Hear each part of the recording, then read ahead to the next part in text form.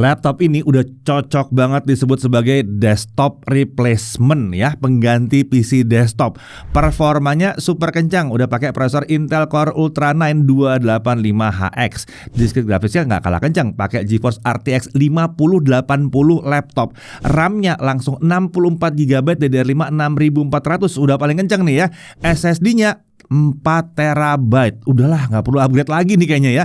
Dan layarnya udah puas banget nih, gede soalnya ya, 18 inci 4K mini LED 120Hz dan sudah 100% DCI P3. Cocok dipakai buat apa aja ya.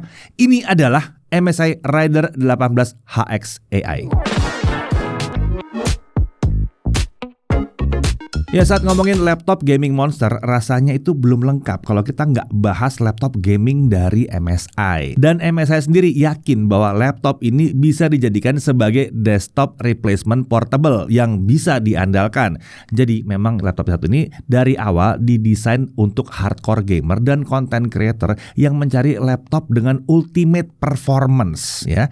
Sekencang apa sih laptop yang satu ini sampai disebut sebagai desktop replacement dengan ultimate performance? Nah, mari kita bahas ya, tapi kita mulai dari spesifikasi utamanya dulu. Untuk prosesor dia pakai Intel Core Ultra 9, prosesor 285HX. Codename-nya adalah Arrow Lake H ya.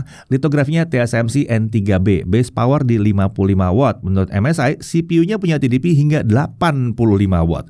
Total dia punya 24 cores, terdiri dari 8 performance core dan 16 efficient core. Maksimum turbo frekuensinya ada di 5,5 GHz dan kapasitas cache-nya besar di 36 MB. Untuk NPU dia pakai Intel AI Boost up to 13 TOPS dan integrated grafisnya pakai Intel Graphics dengan 4 Xe cores. Tentunya ini sudah mendukung akselerasi QuickSync, AV1 dan H265. RAM-nya 64GB DDR5 6400 dual channel 128 bit. Konfigurasi RAM-nya udah langsung siap pakai dengan 2 keping 32GB. Ini udah lega banget. Udah sebetulnya nggak perlu pusing-pusing upgrade lagi. Tapi kalau mau di-upgrade ini masih bisa nyampe 96GB loh sebetulnya ya. Nah, untuk storage, laptop satu ini menggunakan 2 buah SSD. Yang pertama itu kapasitasnya 2 TB SSD NVMe PCIe Gen 5. Ya, udah langsung PCIe Gen 5 ya. Kencang banget yang satu ini. Bukan cuma kencang, tapi lega banget ya. Masih kurang, SSD keduanya ini punya kapasitas 2 TB juga. Ini adalah SSD NVMe PCIe Gen 4. Jadi total udah langsung 4 TB. Kurang apa lagi nih? Ya, disk GPU-nya pakai Nvidia GeForce RTX 5080 laptop. Ini sudah pakai arsitektur Blackwell yang baru. Total ada 7680 CUDA cores. Banyak tuh ya. Kapasitas VRAM-nya ada 16GB GDDR7 256 bit. Maksimum GPU-nya up to 175 watt dan tentunya sudah support resizable bar. Di software MSI Center kita bisa mengubah mode GPU dengan 3 opsi, yaitu Discrete Graphics Mode, MS Hybrid Mode, dan Integrated Graphics Mode. Untuk konektivitas wireless dia pakai Intel Killer Wi-Fi 7 BE1750. Ini udah support Wi-Fi 7 tentunya ya, dan Bluetooth versi 5.4. Kapasitas baterainya mentok nih di 99,9 Wh. Untuk sistem operasinya pakai Windows 11 Home. Untuk body form factor-nya tentunya adalah clamshell atau laptop klasik. Materialnya adalah kombinasi magnesium aluminium alloy dan polikarbonat. Untuk desain, MSI Rider 18HX AI ini menawarkan desain yang sekilas simple tapi tetap terasa tegas di sini ya. Di area lubang exhaust terdapat aksen garis diagonal dengan desain two-tone yang berwarna merah dan memberikan kesan beda pada laptopnya. Aksen garis diagonal merah ini juga dapat dilihat pada bagian atas keyboard. Di area chassis yang mengarah ke pengguna terdapat RGB matrix light bar. Di bagian belakang layar ini ada logo MSI yang juga dilengkapi dengan RGB backlight. Jadi saat RGB keyboard dan matrix light barnya menyala, logo ini akan ikut menyala juga. Wah, rame tuh ya. Untuk warna ini namanya Core Black, hitam ya. Untuk dimensi panjang 40,4 cm, lebar 30,7 cm dan ketebalan di sisi paling tipis 2,4 cm dan paling tebalnya di 3,2 cm. Ukurannya lumayan besar ya, tapi ini wajar karena laptop satu ini punya ukuran emang layar 18 inci. Laptop gaming pada umumnya kan yang gedenya tuh di 16 inci ya. Untuk bobot, laptopnya ada di 3,58 kg. Chargernya di 1,19 kg. Wajar karena ini adalah charger 400 watt ya. Total bobotnya jadi kalau di bawah itu sekitar 4,7 kg. Oke, beralih ke layarnya. Laptop ini menggunakan IPS level panel dengan backlit adaptif mini LED dari AUO. Ukuran layarnya ada di 18 inci, resolusi layarnya di 4K atau tepatnya 3840 x 2400 pixel. Aspek rasionya modern ya, di 16:10. Refresh rate-nya 120 Hz dan tentunya sudah support Nvidia G-Sync. Jadi kalau mau main game di sini udah puas banget nih ya. Menurut MSI tingkat kesetaraan layarnya mencapai 1000 nits dengan kelargaman di 100% DCI DCI-P3. Kalau dari pengujian kami, tingkat kecerahan maksimum di mode SDR itu mencapai 740 nits dan untuk mode HDR kecerahannya mencapai 1155 nits, lebih tinggi dari janjinya. Ini terang banget ya, jarang banget ada laptop yang punya layar seterang ini. Udah kayak HP ini ya. Sedangkan untuk gamut coveragenya ada di 97% DCI-P3 dan gamut volume di 100,4% DCI-P3. Kalau emang warnanya terlalu luas rasanya, kita bisa ubah mode displaynya ke sRGB melalui software MSI TrueColor. Jadi jelas ya, yang satu ini emang bukan cocok hanya untuk gaming doang, tapi untuk content creation pun bisa. Nah, layarnya juga sudah mendukung teknologi K-Zone Local Dimming, sehingga diklaim mampu mencapai kontras rasio hingga 2 juta banding 1. Permukaannya anti glare atau matte ya, jadi nyaman digunakan tanpa banyak pantulan bayangan atau cahaya yang mengganggu. Dikombinasikan dengan tingkat kecerahan yang tinggi, layar ini jadi tetap nyaman saat digunakan bahkan di luar ruangan. Bingkai layar sisi kanan dan kirinya juga tergolong tipis. Untuk bingkai atas memang agak tebal, tapi seperti biasa karena ada kamera dan mikrofon di area itu ya. Nah, untuk kamera dan mikrofonnya, di sini kameranya itu punya resolusi 1080p 30 fps dan tentunya sudah mendukung fitur-fitur dari Windows Studio Effects seperti auto framing, background effects, dan eye contact. Sedangkan untuk mikrofonnya terletak di sisi kanan dan kiri kamera. Tentunya mikrofon ini juga sudah dilengkapi dengan fitur AI Noise Cancelling yang dapat diakses melalui software MSI Center. Untuk kontes kamera dan mikrofonnya kurang lebih seperti ini. Ya, sekarang kita tes kamera dari laptop MSI Rider 18HX AI. Untuk kameranya sendiri, ini kualitasnya standar ya, seperti kebanyakan laptop gaming lainnya yang punya resolusi kamera di 1080p. Yang jelas kalau kalian pengen gambarnya bagus, pastikan kalian ada di ruangan dengan cahaya yang cukup, seperti saya sekarang ini. Tentunya kamera yang ini juga mendukung fitur-fitur Windows Studio Effect ya, seperti ada auto framing atau background effect gini yang bisa ngeblur background gitu, dia semua udah support juga di sini. Nah, sekarang kita uji kemampuan noise cancellingnya. Sekarang kipas laptopnya berputar di kecepatan 100% terus-menerus. Dan kalau suara yang ini, saya rekam menggunakan smartphone yang biasa kita gunakan di pinggir jalan. Kalau suara yang ini, direkam menggunakan laptop yang satu ini. Jadi gimana? Ini suara saya masih kedengeran dengan jelas ya. Suara kipasnya bisa difilter dengan cukup rapi. Oke, kita bahas sekarang sistem audionya. Nah, audio laptop yang satu ini nggak main-main. Dia menggunakan konfigurasi 6 buah speaker dari DIN Audio yang terletak di sebelah kanan kiri laptop mengarah ke alas dan ada yang ke arah pengguna. Terdapat software Nahimic yang dapat digunakan untuk mengubah equalizer atau mode audio dari speaker laptopnya. Untuk speakernya mungkin bukan yang paling lantang, tapi kualitas ini sudah memuaskan banget. Separasinya rapi, bassnya terasa, mid-nya jelas, high-nya juga tinggi tapi tidak melengking. Suara terasa lebar gitu ya. Jadi seperti pakai speaker eksternal di kanan kiri laptop. Mungkin karena ada lubang speaker yang mengarah ke atas juga nih ya. Intinya kalau mau dipakai buat dengerin lagu atau nonton, wah ini udah oke banget nih. Apalagi kalau buat gaming, wow seru nih. Walaupun emang kalau gaming sih enaknya pakai headphone sih sebetulnya ya. Lanjut untuk konektornya. Di sisi kiri ada Kensington lock, ada 2 USB 3.2 Gen 2 Type A yang 10 Gbps dan ada 1 SD card reader. Ini bukan micro SD card reader ya, ini SD card reader. Beralih ke sisi kanan, ada 1 audio jack combo 3,5 mm, ada 1 USB 3.2 Gen 2 Type A, ada 2 Thunderbolt dengan support Power Delivery 3.1 untuk charging, dan secara teoritis yang satu ini bisa up to 240 watt loh. Oke, sekarang beralih ke sisi belakang, ada 1 DC in, ada 1 HDMI 2.1 yang support hingga 8K 60 Hz atau 4K 120 Hz. Dan tentunya ada Ethernet port di sini. Nah, untuk keyboard, tombolnya menggunakan chiclet keyboard dengan layout khas MSI. Keyboard itu sudah dilengkapi dengan tombol numpad dan anak panah dengan ukuran full size, sama seperti tombol-tombol lainnya. Untuk tombol navigasi seperti page up, page down, home, dan end ini menyatu dengan numpad ya. Tombol WASD ini punya keycap semi transparan untuk menunjukkan tombol yang sering digunakan saat kita main game. Saat tombol function ditekan, backlit tombol lain yang bisa dikombinasikan dengan function itu akan menyala biar lebih jelas saja ya. Keyboard ini dilengkapi dengan backlit RGB dari SteelSeries yang punya 4 tingkat kecerahan yang dapat diatur melalui function plus F8. Tingkat kecerahan dan mode lighting ini juga dapat diatur melalui software SteelSeries GG. Nah, untuk touchpad, laptop ini menggunakan precision touchpad dengan ukuran 13,1 x 8,2 cm. Tentunya sudah mendukung berbagai gesture dari Windows juga. Untuk posisinya ini center to body ya. Oke, untuk sistem keamanan, laptop satu ini memiliki sistem keamanan biometrik yang lengkap. Dia memiliki kamera infrared dan dan ada fingerprint readernya juga yang posisinya ada di sebelah kanan touchpad. Sekarang mari kita bahas sisi pendingin. Laptop satu ini menggunakan sistem pendingin aktif yang diberi nama MSI Cooler Boost 5 dengan 2 buah kipas dan 7 heat pipe. Menariknya, selain mendinginkan area CPU, GPU, VRAM, dan VRM, terdapat satu heat pipe dan heat spreader yang menempel di atas SSD PCIe Gen 5. Ini untuk menjaga agar suhu SSD-nya tetap rendah supaya dapat tetap bekerja dengan optimal. Intake udara dari bawah dan exhaust-nya terletak ke arah belakang dan samping kanan kiri laptop. Oke, sekarang mari kita lihat aspek performanya. Kalau bicara soal performa, MSI Rider 18HXEA ini menggunakan MSI Overboost Ultra Technology dengan total power hingga 260 watt, 85 watt untuk CPU dan 175 watt untuk GPU. Alokasi powernya akan disesuaikan dengan otomatis dengan menggunakan software yang dijalankan. Kita bisa ubah mode performa melalui software MSI Center dengan 4 opsi nih. Ada MSI AI Engine, Extreme Performance, Balance, dan Eco Silent. Di mode Extreme Performance kita dapat melakukan overclock GPU dan VRAM serta dapat mengubah kecepatan kipas dengan opsi Auto, Cooler Boost. Nah, ini untuk mengatur agar kecepatan kipas berputar 100% secara terus-menerus, dan ada Advance. Sekarang mari kita lihat konsistensi performanya. Kita menjalankan Cinebench R23 stabilitas selama 30 menit kita looping ya. Untuk skor maksimum yang dapat diraih di mode Extreme Performance itu bisa mencapai 39.654 poin. Sedangkan di mode Balance itu bisa di 39.636 poin. Nah, untuk skor yang dapat dipertahankan di mode Extreme Performance itu ada di kisaran 37 ribuan poin sampai run 13, kemudian turun ke kisaran 36 ribuan poin.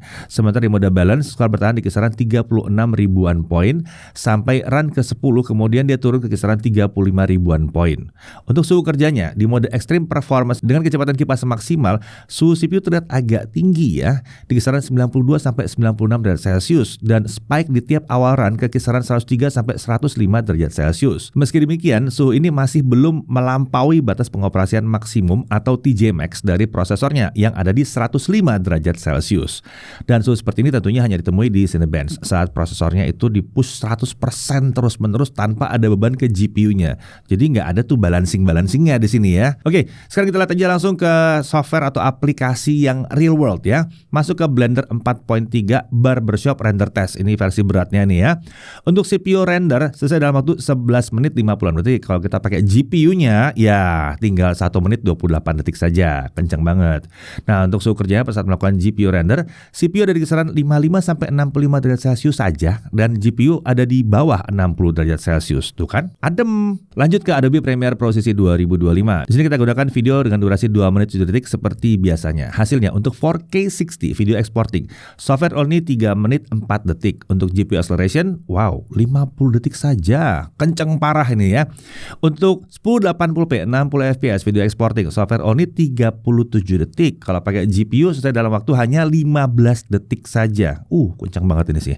Untuk suhu kerja yang pada saat melakukan 4K 60 video exporting dengan GPU acceleration, suhu CPU ada di kisaran 50 sampai 60 derajat Celcius saja. Adem banget ya.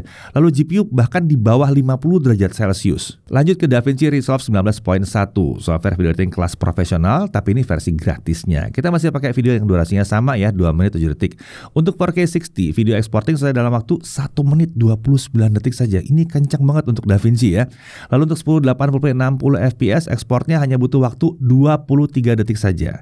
Nah, suhu kerjanya pada saat melakukan 4K video exporting yang tadi, CPU ada di kisaran 70 sampai 90 derajat Celcius saja, sementara GPU ada di bawah 60 derajat Celcius. Lagi-lagi, software yang biasanya membuat CPU jadi kepanasan parah, ini bisa terkendali di sini. Oke, sekarang kita coba jalankan UL Procyon. Ini AI Image Generation Test ya. Kita menggunakan Stable Diffusion XL FP16 untuk menggambarkan kemampuan discrete GPU-nya saat digunakan untuk kegiatan yang berhubungan dengan AI Image Generation.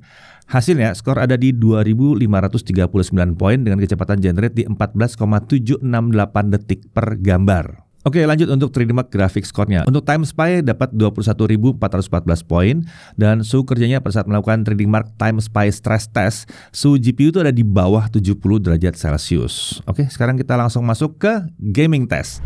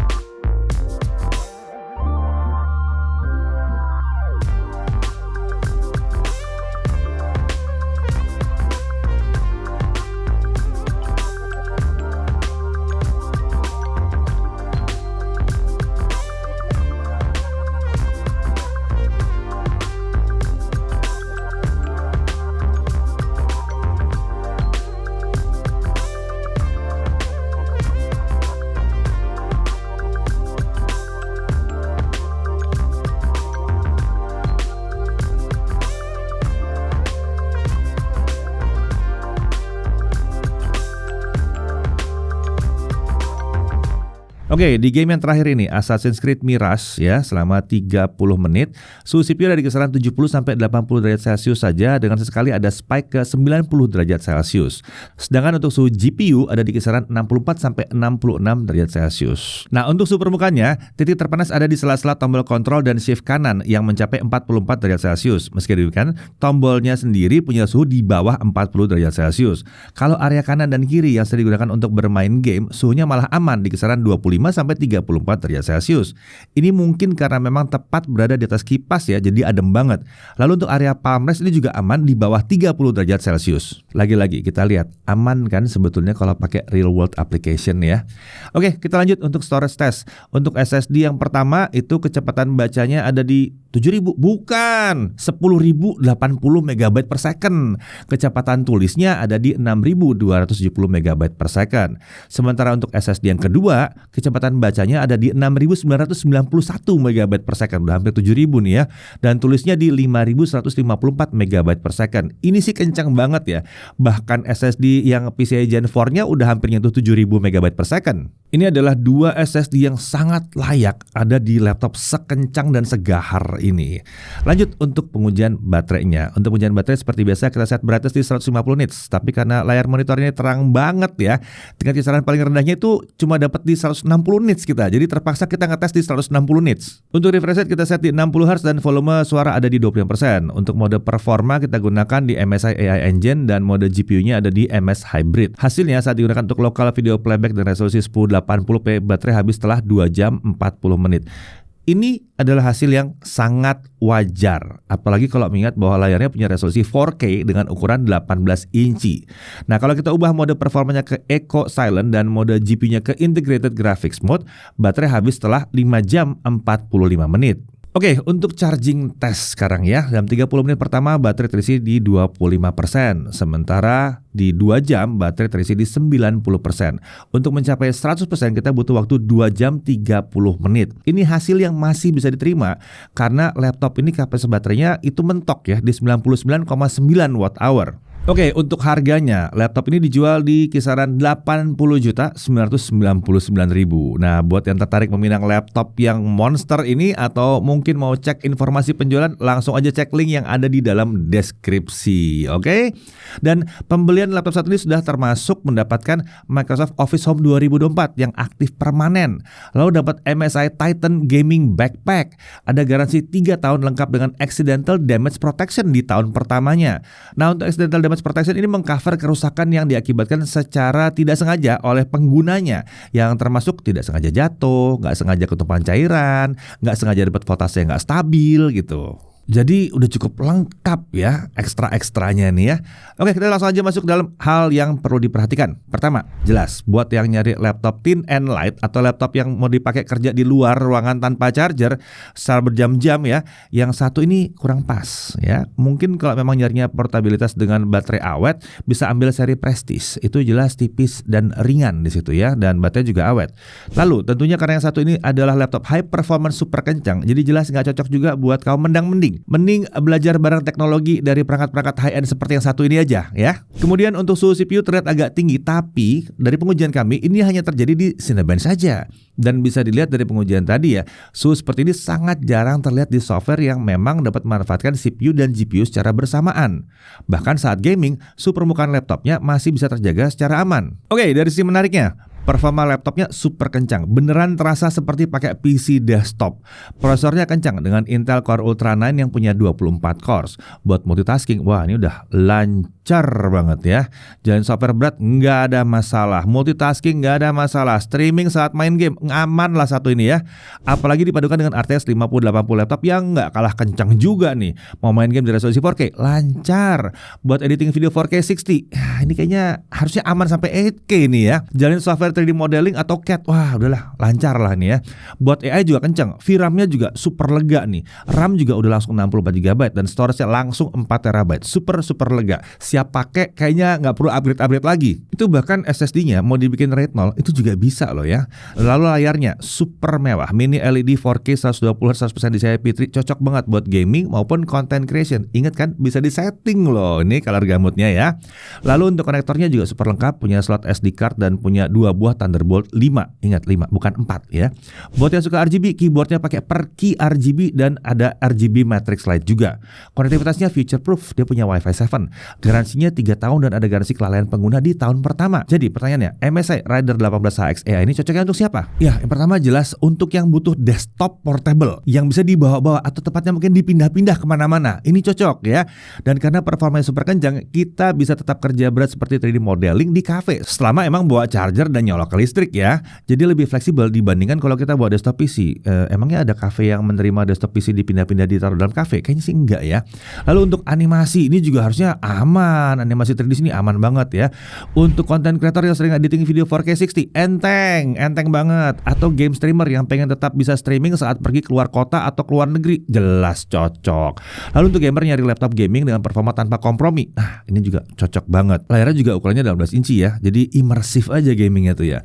Untuk programmer atau kerjanya butuh AI, laptopnya harus juga bisa ya, asalkan software yang digunakan memang sesuai dengan spesifikasi laptop yang satu ini.